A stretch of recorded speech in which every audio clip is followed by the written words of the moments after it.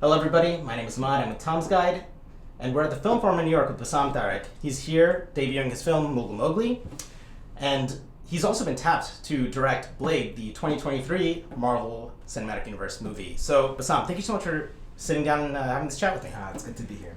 So look, I love the question that you have of like, how does somebody like prepare for whatever it is going on with Blade? And I think like one thing that I'm learning to do is like, you know, just really lean on the incredible resources that Marvel has given me. Like, I have an incredible writer. She's not even a resource, forgive me, but she's a partner in crime. And Stacey Osei Kaffour is a phenomenal writer. Yeah, I have, of course. Eric Carroll, which is a great producer. Kevin Feige is, I really think, a brilliant mastermind. And just being able to be in a room with him and see how we process things is pretty damn amazing. And then, of course, there's Mahershala, who's at the center of it all, in the heart of this. So for me to have Stacey and Mahershala in my, you know, really, I'm in their service. I'm trying to know that I'm not alone, and when you know that you're not alone, then it all just starts to feel a lot easier. You know? Yeah, definitely. When you started off your film career, I did not expect this to happen, right? And you know, I wonder, like, the kids back in Houston, like, if there's some kid back at, you know, the high school you went to,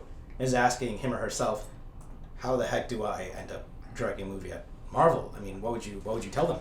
Don't think about you want to direct a movie at Marvel, like, because that's like it's like the thing is that like what you have to do, like, I believe, man, like, is like you just have to take it a step at a time. Like, okay, so I was listening to David Lowery, who did the Green Knight recently. He was speaking, man. He said it was like one of those notes on a scene or whatever for Vanity Fair, and he said in the end something so beautiful, and this is something that like I just would wish to like just tape on the wall and just share this with everybody. He said that like as a filmmaker, like you make these films and maybe some people will see them or not, and then one day you'll die. And it's like, but the one thing that you have is how you present yourself to people around you and how you carry yourself in the integrity. And I was just like, man, that's what it's about. So for me, it's like, as I'm thinking about this, is like as I make things and it's just like, for me, I would just tell everyone to just find a rhythm for yourself, right? Get off social media, right, at an early age, because this stuff will start messing with your mind. And I think I was lucky that I grew up where that wasn't that involved, right? Like I wasn't that involved. I was able to always break out of it. I think to be able to get out of it and to really find something for yourself as a rhythm that works for you, to find your own voice, is important. There's no one way that anyone comes into making these films, you know, and it's all really exciting. Everyone's journey is different. Everyone's journey is beautiful, right? Like Chloe Zhao, she made 3 really compelling films at a smaller scale than she did Eternals, right?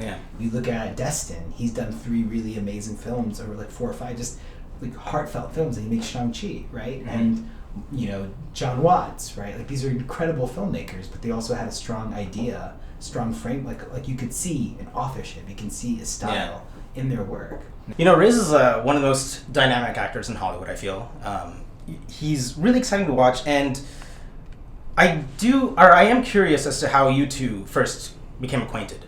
Yeah, so we met through my friend Omar Malik, who I made a film, These Birds Walk With. And he's just, you know, Omar was like, hey, you should meet this guy, he's really cool, you know, he's making this movie here, he's making a show called The Night Of, and I was a huge fan of Four Lions, so I was like, I guess we can meet. So I went to Butchery in East Village, and I was like, if he wants to meet a guy, I'm going to be here. So it actually worked out really well, and then we met over at my butchery, and then we stayed in touch for a few years, and you know, we saw that there was a lot of connections between us, so it just kind of worked. So we just kind of knew that one day we were going to work on something, we just didn't know how or what. So I think we kind of just had to start spitballing ideas and setting a date on the calendar and saying, like, let's just work backwards. Like, let's go say, what's your next availability? Because I got this little time right here. Okay, let's go try to see if we set a date here, let's just start trying to figure out what that idea looks like. So that's we kind of just work backwards. And you know, from my observation, it seems that you and Riz have a very intimate relationship. I'd say different than a lot of actor-director partnerships. You know, you're both Pakistani, you're both practicing Muslims. So how does your relationship work with Riz? And I mean, do you guys ever butt heads? Yeah, I mean, that's I think the most kind of exciting thing about the whole thing is that I think we see things very differently. Yeah, how so? That kind of helps a lot. Where it's like, you know, it's like even when we first became friends, like I had a real strong interest in a lot of slow cinema, and he was like, "That's really boring."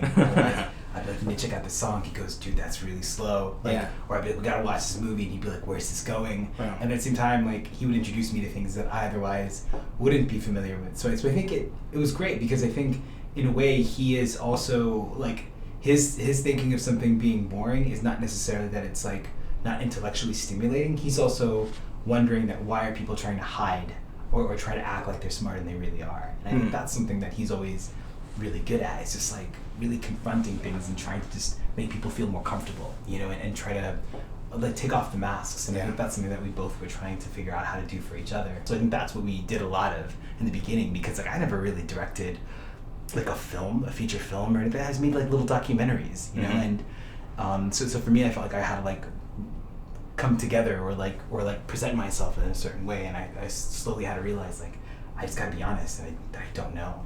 Yeah. So that took me a while to come around to and admit, but I did that, yeah, and that helped. You know, in Mogul Mowgli, so I'd say the theatrical premiere that I saw yesterday, it was kind of the first time I really saw the film without any kind of obstructions. But you know, one thing I noticed was like the scenes feel very claustrophobic, and it's like you're in a nightmare where your body isn't cooperating with you, and the rules of the world that you've conjured aren't. Yeah, I mean, look, there's no real like correct analysis. I feel like something that, you know, it's like something with cinema that I really like is we all have our own perspective, and we all bring something that's so special to it. Where it's like, I like reading the reviews where people don't like the film. Like it's really exciting to see like what they thought of it, and sometimes they'll be like, wow, they're actually right, or they'll be like.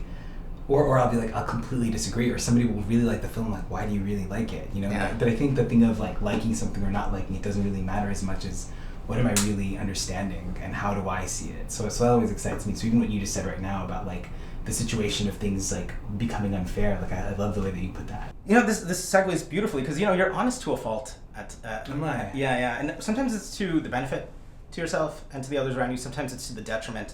But you know, when you're not dealing with documentary, when you're dealing with actual people and actors and egos and whatnot, I mean, has that quirk about your personality, has that benefited you or hurt you think? I think that honesty is really important. I will say that, has it hurt me? I think the thing is, restraint is important, right? Knowing how to be honest, because sometimes you can, I think that the thing that I'll say is that having a sharp tongue isn't helpful. And I know that sometimes my words can be hurtful to the people that I love and I care about. So it's something that I think a lot about, you know, it's like, how do you present yourself and how do you say things that are honest, but also knowing like what are you actually really trying to say too. So I think that's been tough. Yeah. It's been really tough. But I think I don't want to lose that honesty, because I do think that there is also an element of when you're a director, you want to make sure that your team feels safe, right? Yeah. And you just can't be like, I'm feeling blah blah blah, because then if everyone feels unhinged, then that's also really scary, because you got to hold down the fort. Right. So how do you? Because you're also, as a director, being a performer, right? It's your job to perform to a certain degree and act a certain way when you're presenting yourself. You know. Yeah. I mean, was there an instance where like you might have said something that you think maybe hurt the shoot for the day, and then you know you had to kind of refocus the entire team? Yeah, man. Like I mean, I didn't even know how to like you know I wasn't like, I come from documentary, and I didn't know even how to talk to Riz, even how to in acting, right? So like I learned with him, even like on the first day, of like how to talk to him, right? Yeah. And then he told me, he goes, you have to, like, there's a way to talk, right? Like no, but he's saying there's a way to talk to me, right? Oh, and the fact that he knows that about himself, and he was also willing to be honest and be like, hey, look, here's the way that we can try this, right? That was amazing. Mm-hmm. And I had to admit, like, yeah, actually, like, thank you, I needed to hear that. I didn't go, who the fuck is he to tell me I'm the director? This is what some people will say, right? Yeah. And that's their way of directing, right? Like there's some people that would say that I call cut when I want to call cut, right? Well, some actors are like, look, don't call cut right now, because that messes with me, right? So let me have just let me finish, right? Because I'm in a flow and I'm trying to figure it out. So you know you're known for, you know, directing like These Birds Walk and Ghost of Sugarland, right? One is following a bunch of runaway kids in Karachi. The other one is following a friend who joins ISIS, right? These are really, really heavy topics. And, you know, if you ever go on to the internet after the announcement was made or when the news came out, some internet commenters were like, you know, who is this guy? Well, yeah. I mean, I think that's fair, right? Yeah. Of course, it's hilarious. Somebody going from really serious documentary to vampires, right? Yeah. Like it's a big jump. So I want to kind of pull back tell me about the comic book store you would visit as a kid and kind of your relationship to nerd culture and all this stuff. Yeah, man, like I'm a huge, you know this, like we Yeah. connected first on games, right? Yeah. Like I was massively, I still am, like I followed the industry and stuff and comic books and stuff I was really connected to. I think what's interesting is, man, like a lot of art house stuff a lot of the people in the art house circles, what I've generally felt, come from privilege, right? Mm-hmm. Like they're people that went to prep schools, that went to really nice places, really great universities, Yeah. right? A lot of people that are into genre stuff and all that stuff are the kind of friends that I grew up with, you know, Mm-hmm. like a lot of working class kids, whatever it is, right?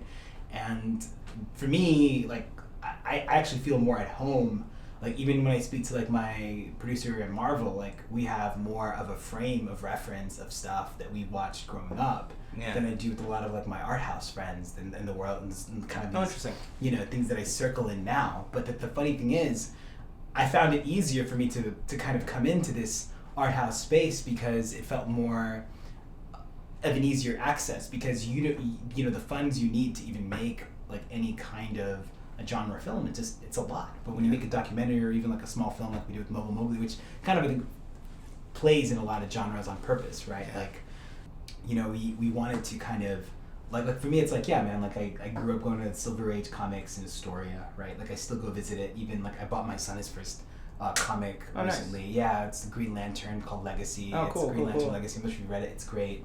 It's for young kids, and he read the whole thing, and it's about, you know, ancestors, and it's just beautiful. It's, you know, and I want my son, like I want my kids to have a connection to this stuff, because I think they're realizing that there is a bigger world out there of comics. I think comics are starting to be more inclusive, whereas in the 90s, I think, you know, the way the proportion of the women and even the men, everything had this like very interesting look to it, and it's changing, you know. And I think that's like, and I like some of those 90s looks. I think those 90s comics were super cool. Yeah.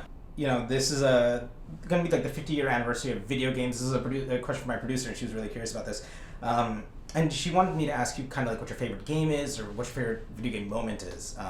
Oh wow. Yeah, so go for it, man. Just go for it. Okay, cool. Yeah, I would say like my favorite.